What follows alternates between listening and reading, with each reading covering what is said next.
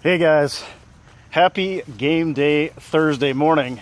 It's preseason, Packers versus Eagles. Today is the day Packer football is back. I know it's just the preseason, but I know you're stoked just like me. I may end up doing 2 or 3 of these shows today.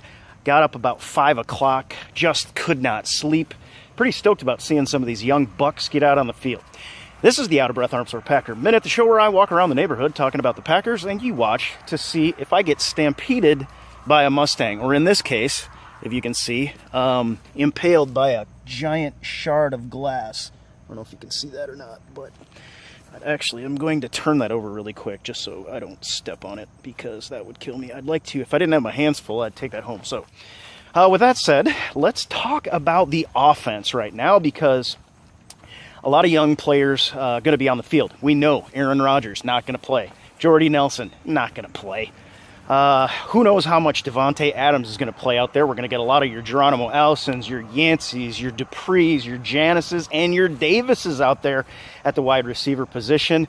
But yeah, a lot of the veterans are not going to be held out, and this is a big-time opportunity and some incredibly important reps for our young guys. And I want to talk about some of the positions. Actually, I want to talk about the offense in total, and I hope not to go too long, but I imagine that you folks can probably hang with me as long as I need to go, because we're going to be talking about everything from top to bottom pretty much.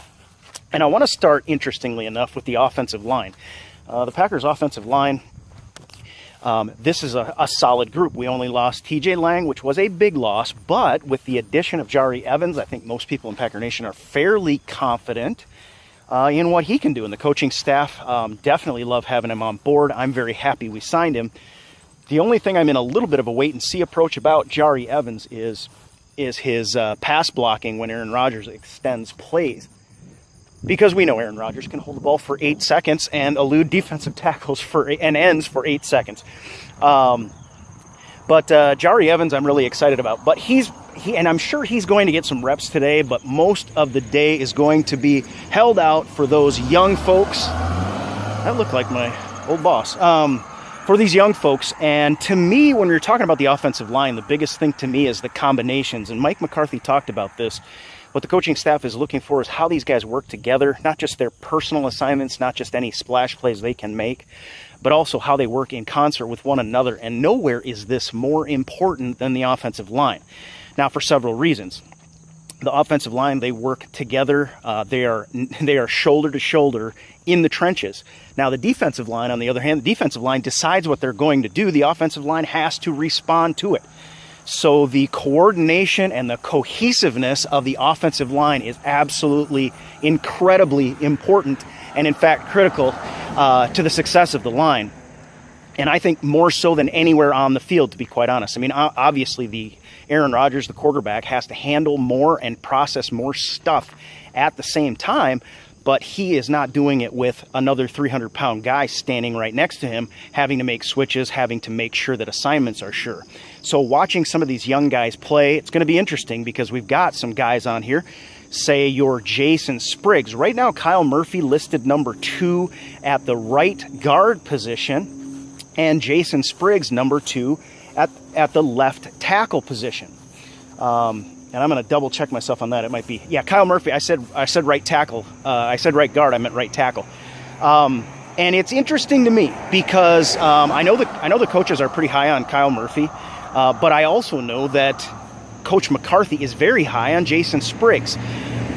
And having said that he can be a left tackle in this league is really saying something. But one of the things I'm going to be interested in seeing is whether the Packers rotate Jason Spriggs out to that right tackle position to make sure that if anything happens to either one of our tackles, we can plug Spriggs into that spot. Now, Spriggs is a prototypical tackle because he's long, he's got long arms, he's a big guy.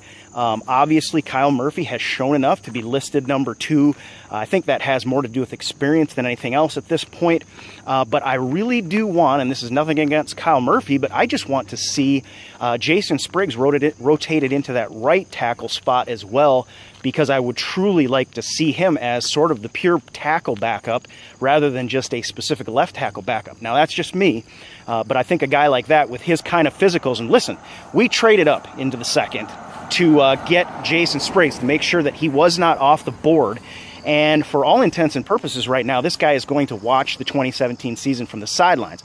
I think we need to have him cross-train at as many positions as possible so that if and when something happens, he can move in. And we saw him at right guard last year. I believe we saw him at right tackle as well. You know, the guy has shown that he can play, and he's got a year under his belt. Now, I don't want Kyle Murphy's success, and I don't want Kyle Murphy's development to be stymied by the fact that we do this. So obviously Kyle Murphy's going to get plenty of reps as well. But I am going to be curious as to whether the Packers try Spriggs out at the right as well as the left tackle spot. Now, Kofi Amicha, our draftee, is another interesting one. And right now, you know, one of the guys we're definitely going to see a lot of, and it's not going to make you happy, is Don Barkley. I think the one thing that can be said, and everyone in Packer Nation will agree about Don Barkley, is that he's a known commodity. That's one thing about Don Barkley that is pretty much undisputable. He is a known commodity. So I would like to see us rotate in, and I think they've got Lucas Patrick as the backup to Don. Yeah, I would like to see Lucas Patrick in there and get some reps. And also, I'm interested in whether Kofi Amicha can go in and get some reps at the center position as well. So to me, and again, what you're seeing is the continuity and the cohesion and how these guys work together, not just individual performance. So that's the offensive line. Obviously, the quarterback position is going to be of great interest tonight.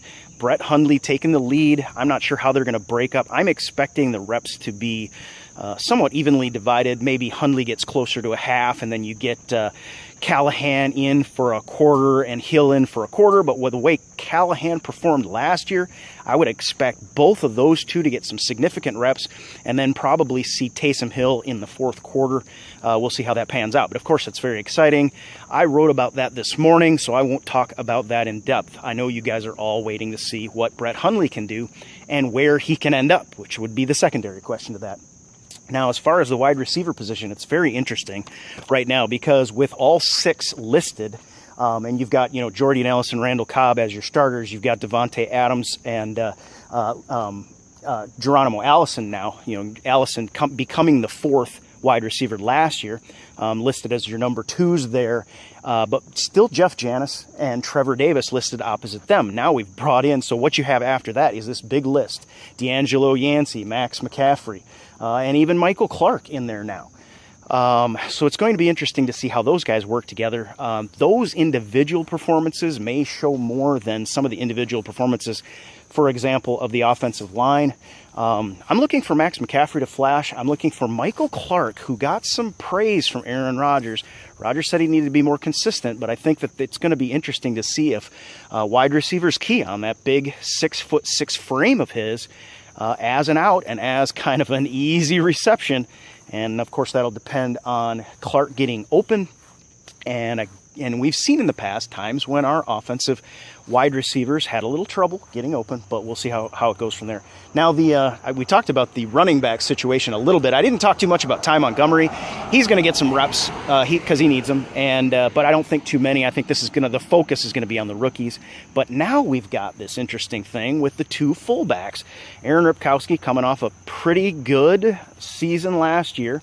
But Joe Carriage is not going softly into this dark night. He has been coming on strong in training camp, and Aaron Rodgers very pleased with his performance and the fact that he could conceivably have two tight ends that are very solid on the offense. So this offense is shaping up nicely. Now the tight end position, I don't expect to see Martellus Bennett, I don't think so. Lance Kendricks.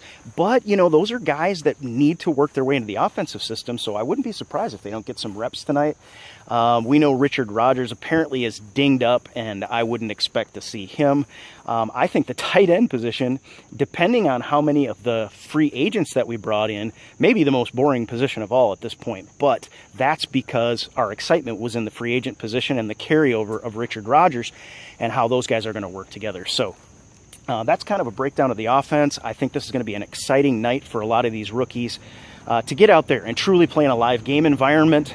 There's not going to be the excitement that you'd have in a season, in a game that matters. The score doesn't really count in this game. I know everybody out there wants to win, but the score isn't going to count. What's going to count is how these guys work together and the fact that this is the very beginnings of this Packers 2017 team. You know, 90-man roster will last all the way out until the 5th.